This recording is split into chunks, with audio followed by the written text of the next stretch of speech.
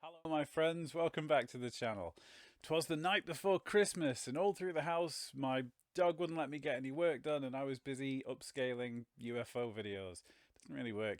Anyway, I hope you're all doing amazing. I thought I'd give you a little treat to tide you over till Christmas Day tomorrow, which is some more classic footage cleaned up and analysed by you and me. So, I've got three really interesting cases to show you this time. So you know the score. Without further ado, let's get into the first one and see what we can see.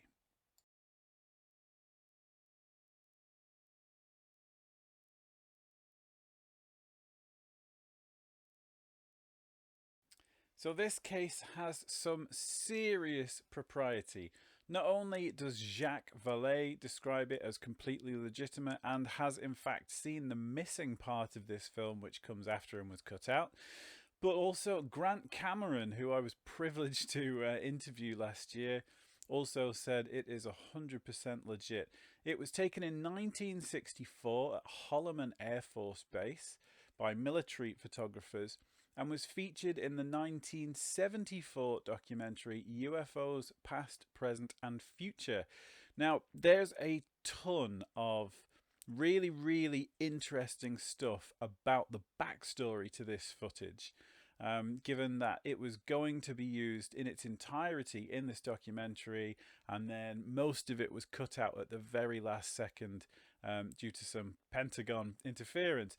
But that's a story for another day. We're going to look at the footage itself as it remained in the public eye and see what we can make of it. Now, in this, you're going to see a spherical object first rise up in the air and then drop down, and then the more famous piece of footage of a slowly descending either ball of light or spherical object, which sort of flutters and has this kind of morphing as it gets nearer down to the ground.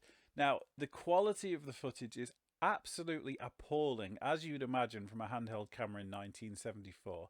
But like I said, the propriety of this is virtually unmatched. So, let's have a look at it and see what you think.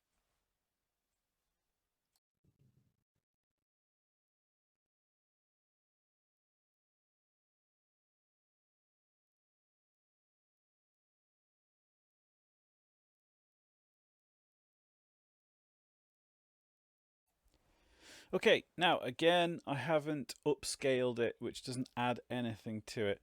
All I've done is I've tried to recover as much detail as possible by sharpening the original. So that's the original size.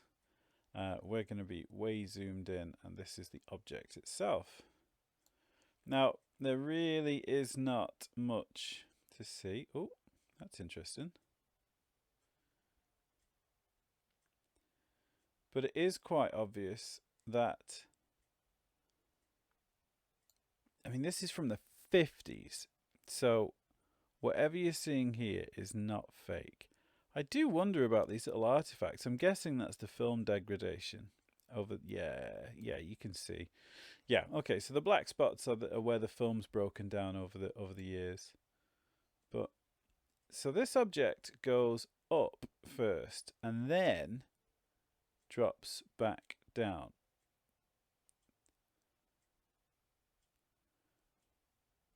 And really, I mean, the reason I chose this particular footage to look at is because it's got such exceptional provenance. I know you're probably sat there going, dude, we can't see anything. But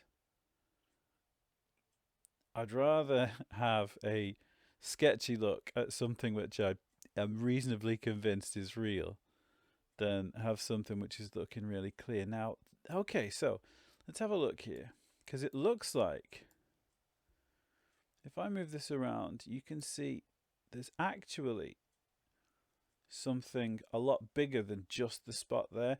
Now, in the actual record of this, it dropped down as a ball of light, but then it kind of resolved into a flying saucer. So what we appear to be looking at is some form of energy field around a solid craft. And when we look at it on a frame by frame basis, you can see it's morphing slightly.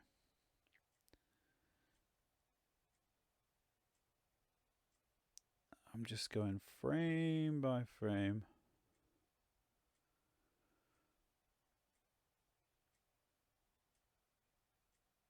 And then we'll zoom out so you can see it in a bit more clarity. But apparently it just dropped down and then landed. So it's pretty interesting. Now, to add a layer, I've also got a photograph which was allegedly taken of the craft as it hovered just above the flight line. And here it is.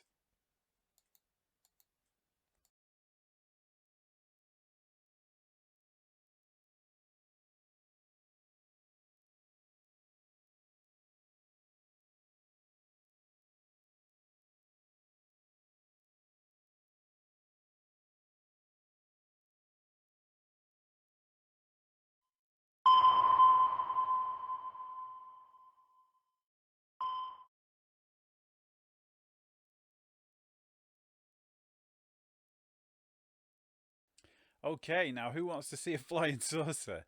So this next clip was taken in 2006 by Marvin Badilla in Costa Rica. He was stood on top of a very high mountain, hill, in what looks like a very heavily forested area, and he captured some astounding footage of what appears to be a huge metallic silver flying saucer hovering more or less level with eye height with him. And whilst he was filming, it then appears to tilt a lot like the gimbal craft and zip off out of frame. Now, why I find this so compelling is because, first of all, it was taken on a Motorola Razr V3 flip phone. This is way before the days of Photoshop and After Effects and all that kind of stuff. It's really bad resolution. The video is very difficult to do anything with afterwards. And even the frame rate is that low that it screams that there's something there. It does not look like anything that's been edited. So let's have a little look at it. And the main thing I want you to focus on is, if this isn't real, how the hell have they done it? William, vea. William.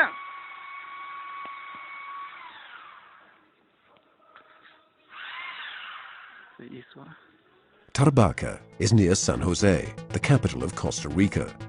Just before 4 o'clock in the afternoon, Marvin Badilla, a young carpenter, was working when he heard a strange buzzing that distracted him from his work. To his intense amazement, the young man saw that the source of the noise was about 100 meters away from him. I was shaping this table here outside. It was very cloudy. I looked up and saw some sort of object. It was very bright. I looked at it carefully and took out my mobile phone. I saw that it was giving me time to film it, so I started to record. I called my colleague, who was working with a drill, but he didn't hear me. I called him again. I turned towards him, moving the phone, and when I turned back, the object had already gone. The film that Marvin recorded shows a classic flying saucer hovering just a few meters from the ground. His colleague, William Rivera, didn't hear Marvin shouting over the noise of the drill he was using. Thus, he missed the extraordinary spectacle. William, vea. William.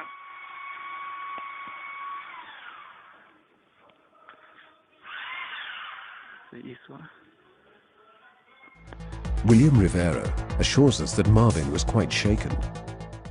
No, he wouldn't calm down. He was still very, very worked up. You see, I believe that this was a UFO. I have no doubt it wasn't man-made. And why was it here? We don't know. The movements that the craft makes and its appearance prove that it could not have been a conventional earthly vehicle. According to Marvin's description, the object was about as large as the wheel of a large tractor. It wouldn't have been large enough to hold a normal-sized person.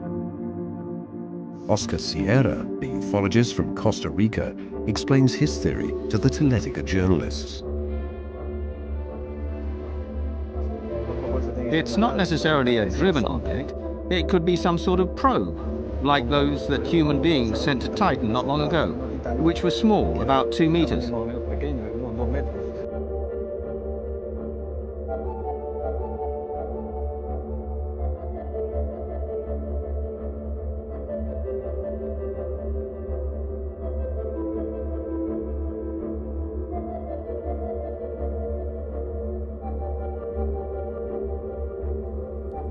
Okay, so in this one, which was taken in 2007 on a Motorola Razr, we are gonna... I haven't upscaled this at all because that tends to smooth things off. What I've just done is basically push the contrast. So it's gonna look more defined, you'll have to take my word for it, than the original. But there's absolutely nothing, there's no corners cut, and there's nothing there that wasn't before. The point being, I want to see if there's anything either above it or below it, because it seems to be from a very low budget observer. So let's see what we can see. I'm going to go through frame by frame. There's two main sections of this. So there's this with the original footage, and at the very end they've got it where it's quite zoomed in. So we're just going to have a look at each frame and see what we can see. So don't forget, this is taken from the top of a mountain. I've stabilized it as well. So what you can see very clearly in this bit here is that it's rotating. If I just wind this back, there we go, from here, it's definitely rotating anti-clockwise in quite a uniform manner. So again, if this thing's hanging off a piece of string or whatever, how do you get it to rotate uniformly when presumably they would have had to set it up, run back to the camera and start it off? So look at that. Then it dips down. Now this is really awkward, but we only get 3 frames of it as it leaves. But luckily for us, those 3 frames are really, really interesting and tell us even more. So we get this one first, where it appears to be at something like a 90-degree angle to its original one. Then it's almost like it tumbles, so it comes down. That's definitely side on. And then in the next frame, it appears to be at 45 degrees. And then it boings out. So the next one, it's on its way out of shot. Now if I run these backwards and forwards, how on earth, if that's, because it's not a drone, it's from '07. There wasn't commercial drones back then. How, if it's hanging from something, would you get this motion? Because you'd have to, if it was on the fishing rod, for example, it would have to come over here to maintain the tautness, and then next shot it's here, so it would it just does not make any sense to me. Now we'll skip the ra-di-da-di-da. This shows the phone that he was using, so I think we could definitely cut the guy some slack. given that it's the size of a postage stamp and probably about 2 frames per week. Now let's get to this end footage. These are some still frames from it, but look how interesting that is. It certainly looks like it's mainly diffusing the light across the top. There's a little bit of shade around the sides. It looks like a deceptively large object. And I know this looks rubbish, but it's way clearer than the original. It's definitely rotating. And then it goes sideways.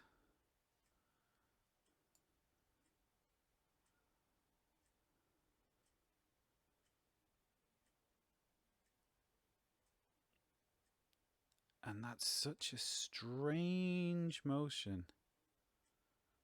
Like it dips down, almost tumbling. And then bam. That's within 1 frame. It's gone.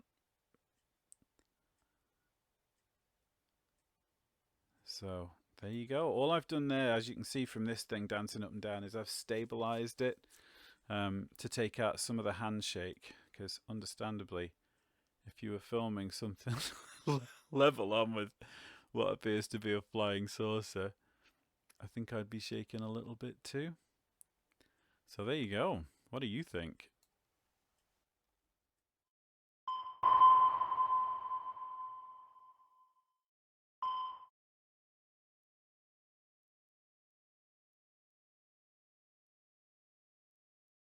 What was that? That's not clear enough? Okay, fine. So we're going to go back to 2003 for some footage of an amazing looking flying saucer over the Cape of Good Hope in South Africa.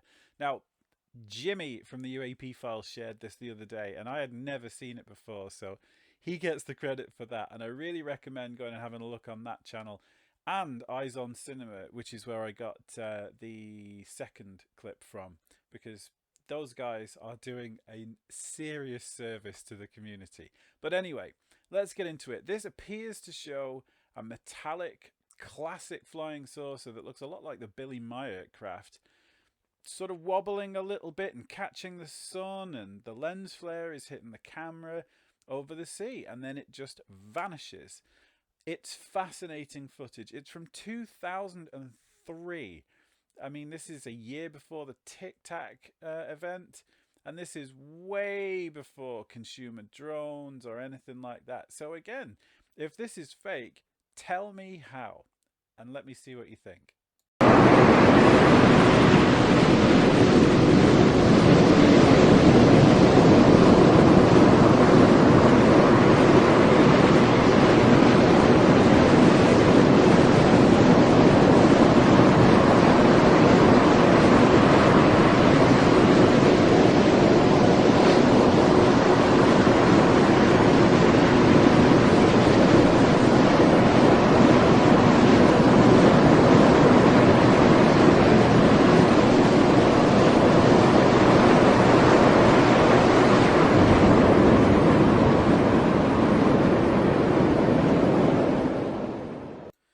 Okay, so in this one, it's only 36 seconds long.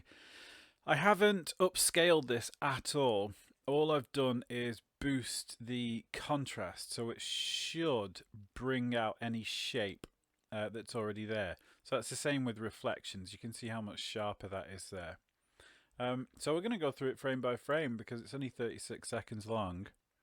Now, it is certainly not anchored to anything, because we can zoom way in. There's nothing below, there's nothing above, and this is 2003, so there's absolutely definitely no commercial drones. So let's just keep going through.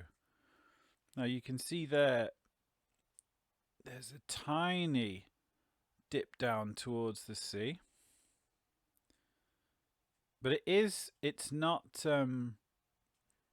It's not sat on top of the screen, if that makes sense. Now that's an interesting part.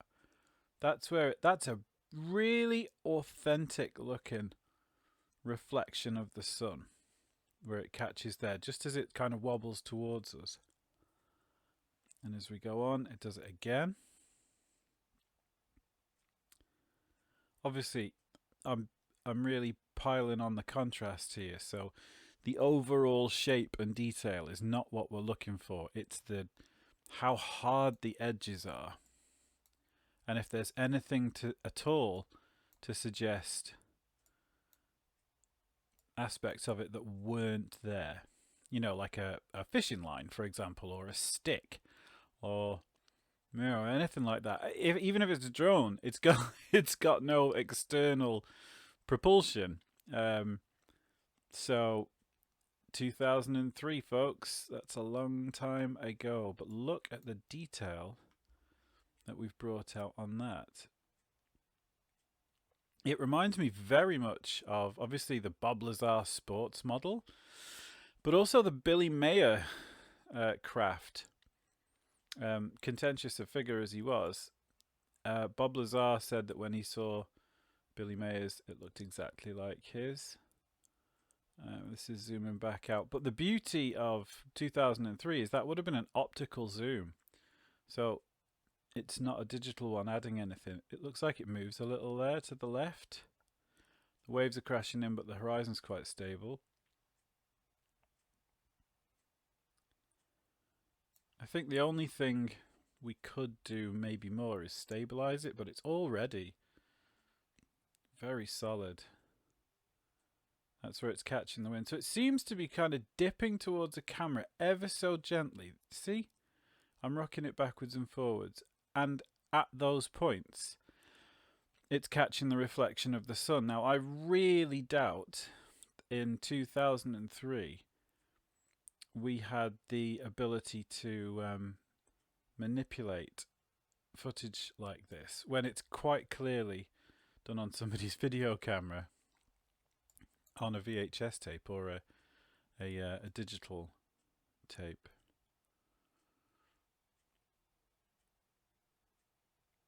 What do you think? We did manage to get... There are one or two absolute gems in here when the person that took the footage has got it well in focus, and then it's really caught the contrast. It's very, very, very strange. It's 2003. If this had been a military black project or anything like that, we would have seen it in the air by now. That's weird. Does it just disappear? It disappeared. Gone.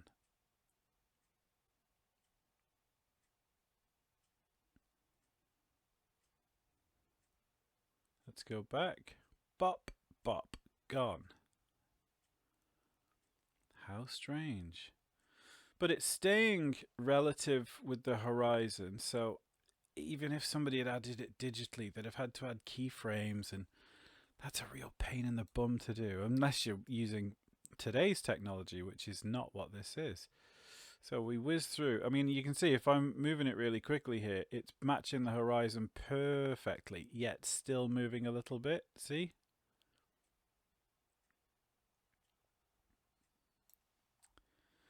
So I'm just going to go back, because this is so cool. I'm going to go back one more time, because there were some areas where we get to have a really good look at it. That's where it's catching the sun.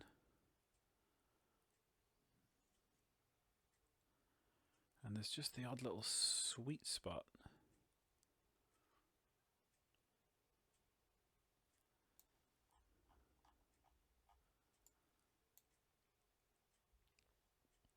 Isn't that strange?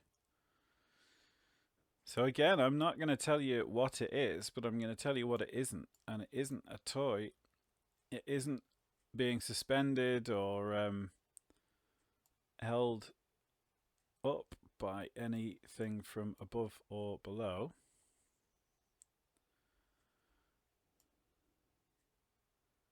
I think that's about the best shot that we've got. What do you think it is? It's not a hubcap. It's not a lampshade off a, what they call a chick light or anything like that for raising chickens and pheasants and stuff. It's very, very interesting. And just the way, look here, if I just get it up there and then move through a few frames, just the way that the light catches it as it's just slightly moving just looks so authentic. So whatever it is, I really think it's a physical object up there. It's certainly not added afterwards. The light and the way that interacts is so interesting. So yeah. And then at the very end, it just pops out of reality.